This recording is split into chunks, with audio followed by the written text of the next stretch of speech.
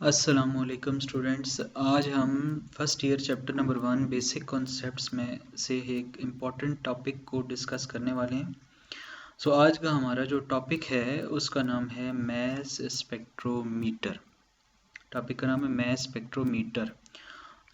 इससे previous lectures में हम मैस स्पेक्ट्रोमीटर से रिलेटेड चीज़ें पढ़ चुके हैं, तो लेट्स रिवाइज देम। तो सबसे पहले हम रिवाइज करते हैं जी एक पिछले लेक्चर से, जो कि चीज़ है आइसोटोप्स। आपको याद होगा आइसोटोप्स पे हमने बड़ी लंबी बहस की थी। आइसोटोप्स किसी एक एलिमेंट के ऐसे एटम्स जिनके एटॉमिक नंबर सेम होते हैं, एटॉमिक मैसेज डिफरेंट होते हैं।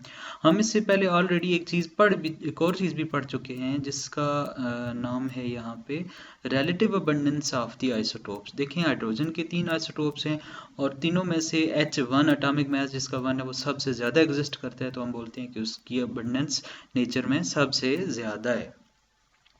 अब हम ऐसे करते हैं कि आज का हमारा जो लेक्चर है उसको शुरू करते हैं और मैस स्पेक्ट्रोमीटर को डिफाइन करते हैं। Let's define mass spectrometer.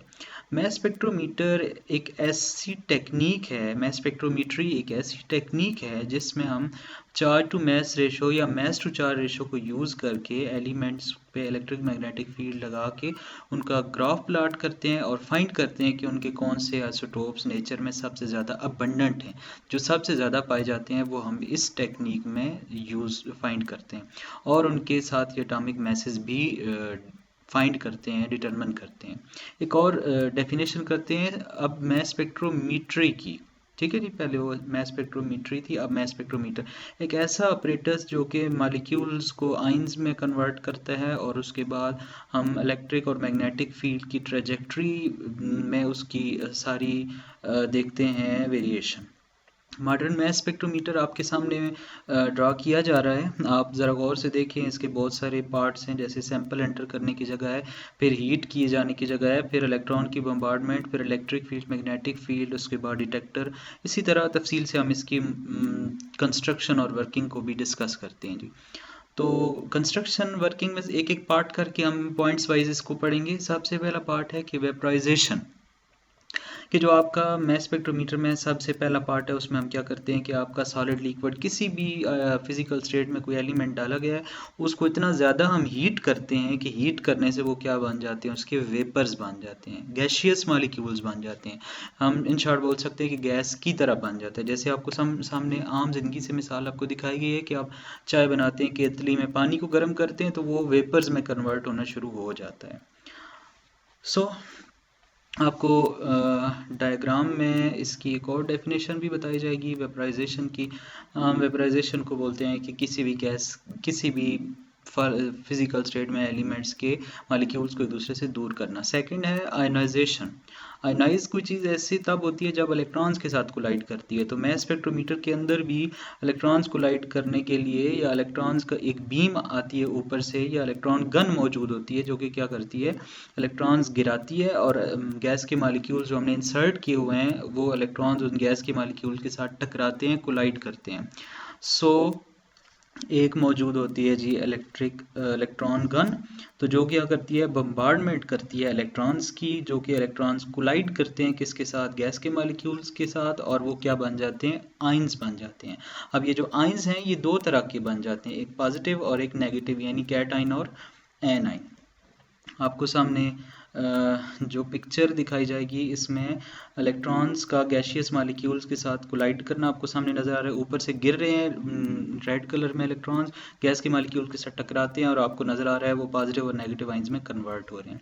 तीसरा इंपॉर्टेंट पार्ट है acceleration of the ions. Accelerate करने का मतलब है उनको स्पीड अप करना। स्पीड अप करने के लिए हम बेसिक चीज़ इलेक्ट्रिक फील्ड यूज़ करते हैं और उनको दो पार्ट यानी पॉजिटिव और नेगेटिव दो हिस्सों में डिवाइड कर देते हैं। ठीक है, आपको सामने नज़र आ रहा है कि इलेक्ट्रिक फील्ड के असर की वजह से पॉजिटिव और नेगेटिव आइंस एक दूसरे से सेपरेट हो रहे हैं। एक्सेलरेटेड स्लिट्स लगाई जाती हैं जो कि आइंस को एक दूसरे से अलग कर देती हैं। अब हम शुरू से इसको जहाँ तक हम पढ़ चुके हैं सब रिवाइज करते हैं। सबसे पहले वेपराइज करते हैं हम किसी भी फिजिकल स्टेट में डाले गए सब्सटेंस को। उसके बाद आयनाइजेशन चैम्बर होता है, यानी इलेक्ट्रॉन गन की इलेक्ट्रॉन की बम्बार्डमेंट होती है। उसके बाद तीसरे स्टेप में हमने क्या पढ़ा कि एक्सेलरेटर्स लगे होते हैं जो कि उस गैस के मालिक्यूल्स जो कि आयंस में अब बदल चुके हैं आयनाइजेशन के बाद 500 से 2000 तक वोल्ट उनको इलेक्ट्रिसिटी दी जाती है और लो प्रेशर रखा जाता है, यानी यहाँ पे आप बोल सकते हैं कि इलेक्ट्रिक फील्ड ही अप्लाई की गई है। तो ये जो इलेक्ट्रिक फील्ड का असर है वो क्या होगा, इलेक्ट्रिक फील्ड की असर की वजह से हम पॉजिटिव और नेगेटिव आयंस को एक दूसरे से सेपरेट कर देते हैं, उनके रास्ते सेपरेट कर देते हैं, अलग कर देते हैं। तो ये पर्पस हो गया किसका, इलेक्ट्रिक फील्ड का। चौथे पॉइंट पे आए तो इम्पॉर्टेंट है बहुत ज़्यादा मैग्नेटिक फील्ड। इलेक्ट्रिक फील्ड के बाद अगले पॉइंट पे आ जाता है मैस स्पेक्ट्रोमीटर के अंदर मैग्नेटिक फील्ड। तो मैग्नेटिक फील्ड को समझने के लिए आपको एक और मैस स्पेक्ट्रोमीटर की डायग्राम मैंने दिखाई है, तो आपको नज़र आ रहा है कि सेमी सर्कुलर पाथ ऊपर की तरफ ब्राउन कलर का नज़र आ रहा है जो कि क्या है, मैग्नेटिक फील्ड। ये जो मैग्नेटिक फील्ड है इसकी पर्पस भी आपको बताया जाएगा और इसकी जो शेप है वो कैसी है, सेमी सर्कुलर पाथ है, हाफ सर्कल, आधा दायरा, ठीक है जी। सो आयंस डिफ्लेक्ट करते हैं इसके अंदर जब आयंस इसके अंदर से गुजरते हैं। Suppose there are 3 types of ions, हम बोलते हैं कि एक बहुत भारी हैं, कुछ हल्के हैं और कुछ उससे भी ज़्यादा हल्के हैं। सो जो मैस टू चार रेशो की बेस पे इनकी ग्रुपिंग होगी वो उनके मैस पे डिपेंड करेगी। सो मैस स्पेक्ट्रोमीटर के अंदर डिफ्लेक्शन कुछ इस तरह से होती है, आपको सामने अभी दिखाया जाएगा, उनके मैसेज पे डिपेंड करती है। अगर एक हल्का मॉलिक्यूल है तो वो बहुत ज़्यादा डिफ्लेक्ट करेगा और एक अगर उससे थोड़ा भारी है तो वो कम डिफ्लेक्ट करेगा, एक अगर उससे भी ज़्यादा भारी है तो वो कम डिफ्लेक्ट करेगा। यानी मैस जिसका ज़्यादा होगा वो डिफ्लेक्शन मैग्नेटिक फील्ड में कम दिखाएगा, ठीक है जी। ये मैस टू चार्ज रेशो की बेस पे हमने क्या कर लिया, आयंस की ग्रुपिंग कर ली इन मैस स्पेक्ट्रोमीटर मैग्नेटिक फील्ड के स्टेप में।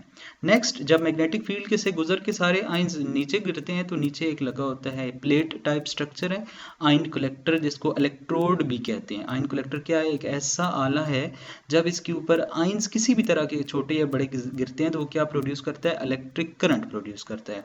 आपको मैस स्पेक्ट्रोमीटर की डायग्राम के अंदर मैं आपको फिर से जो आयन कलेक्टर या आपका इलेक्ट्रोड है उसकी दिखा रहा हूँ सामने, आप देख लें सर्कल किया गया है उसको, कि यहाँ पे मौजूद होता है मैग्नेटिक फील्ड के बाद आयन कलेक्टर।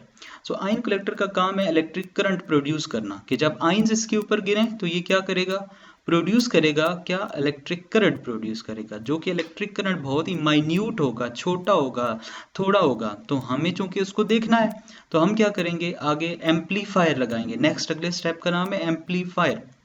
मैग्नेटिक फील्ड के अंदर ही के बाद मैग्नेटिक फील्ड के बाद होगी इलेक्ट्रोड होगा और उसके बाद एम्पलीफायर। एम्पलीफाई करने का मतलब है बड़ा करना, एक्सटेंड करना, तो वो उस करंट को एक्सटेंड करेगा, बड़ा करके हमें दिखाएगा ताकि हम उस करंट की जांच परख कर सकें। सो आपको नज़र आ रहा है मैस स्पेक्ट्रोमीटर की नज़र डायग्राम में आपको नज़र आ रहा होगा डिटेक्शन, और डिटेक्शन के ऊपर आपको नीचे आपको नज़र आ रहा होगा amplifier. Next almost last step है मैस स्पेक्ट्रम या ग्राफ। जो भी आपको करंट नज़र आएगा उसमें उसकी वेरिएशन आपको ग्राफ की सूरत में दिखाई जाएगी। ग्राफ के ऊपर जो अबंडेंस है वो वाई एक्सिस के ऊपर शो की जाएगी और जो ग्राफ ऊपर नीचे जा रहा है, जो बड़ा ग्राफ है वो शो करेगा कि अबंडेंस सबसे ज़्यादा है। अब हम older types of mass spectrometer discuss करते हैं। सो मैस स्पेक्ट्रोमीटर की बेसिक 2 टाइप्स थी पहले, एक था ऑस्टन्स मैस स्पेक्ट्रोमीटर और एक था दूसरे वाला जिसका नाम था डेम्स्टर मैस स्पेक्ट्रोमीटर। ये आपका आ गया ऑस्टन मैस स्पेक्ट्रोमीटर और दूसरा आ गया डेम्स्टर मैस स्पेक्ट्रोमीटर। जो ऑस्टन मैस स्पेक्ट्रोमीटर है इसकी जो डेफिनेशन है वो ये थी कि ये जस्ट आइडेंटिफाई करता था आइसोटोप्स को, एलिमेंट्स के आइसोटोप्स को सिर्फ बताता था, आइडेंटिफाई करता था, यानी उनके मैसेज अबंडेंस या मैसेज जो है वो नहीं बताता था। इसी तरह डेम्स्टर मैस स्पेक्ट्रोमीटर की क्या खसूसियत है कि वो क्या करता है कि वो ओनली सॉलिड स्टेट के लिए ही एप्लीकेबल है, कि सिर्फ सॉलिड स्टेट में एलिमेंट्स को आइडेंटिफाई करता है या सिर्फ देखता है। अब हम ऐसे करते हैं कि मैस स्पेक्ट्रोमीटर को शुरू से यहाँ तक फिर सारा रिवाइज करते हैं सारे पार्ट्स के साथ। ये आपको एक मैस स्पेक्ट्रोमीटर फिर से दिखाया है मैंने, ठीक है।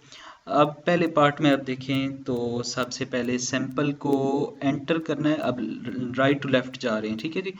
तो सैंपल को एंटर करने के बाद उसको बहुत ज़्यादा हीट किया जाएगा, गर्म किया जाएगा, जिससे वो क्या बन जाएगा, गैस बन जाएगा। गैस बनने के साथ ही प्रेशर लो करेंगे, जिससे वो मॉलिक्यूल्स एक दूसरे से दूर होंगे वॉल्यूम ज़्यादा होने की वजह से। उसके बाद एक्सेलरेटेड प्लेट्स होंगी जिसमें इलेक्ट्रिक फील्ड होगी, आइंस को सेपरेट कर दिया जाएगा पॉजिटिव और नेगेटिव फॉर्म में।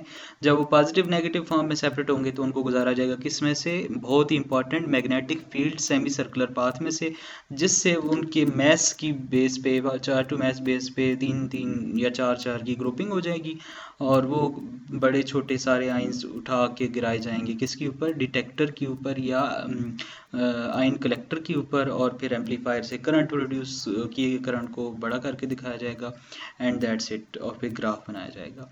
होपफुली आपको लेक्चर समझ आ गया होगा। Thank you, thanks for watching.